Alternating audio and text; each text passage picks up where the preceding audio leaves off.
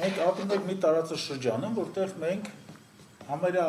մոտիկ կլիմայական պայմաններով, տնտեսության զարգացմամբ բավականին մոտիկ ենք Ադրբեջանին, Վրաստանին, մասամբ նաև Թուրքիային,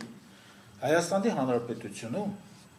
նվազագույն կենսաթոշակը 36,000 դրամ, դա $93 է։ Այդ մեծությունը զիջում է Ադրբեջանի նույն թոշակային հատուցմանը մոտապես 2 անգամ, Վրաստանին զիջում է 1,5 անգամ,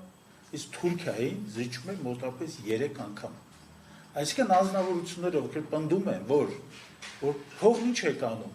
փողը տանք մեկը չեք կարողանալու ծախսեք, ձևը չգիտեք,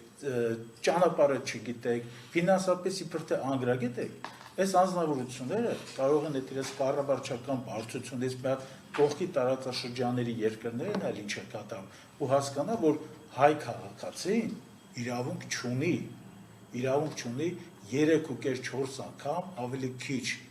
թոշակ ստանալ, քան Թուրքիայի ընդհանրենք քաղաքացին։ Խնդիրը պետք է կարգավորվի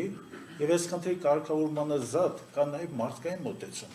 Ես վերջին օրերին ուսումնասիրում եմ թուրքական փորձը եւ Թուրքիայում, որտեղ ունենում հստակ ինֆլյացիա, բավականին բարձր թվերով, ամեն շաբաթ, անունը չեմ էլ ուզում տամ, դրանց ղեկավարը հանդիպում է թոշակառուների հետ, քաղաքացիների հետ, հանդիպում է այն հայրական հոգատարությամբ, զարմանալի է,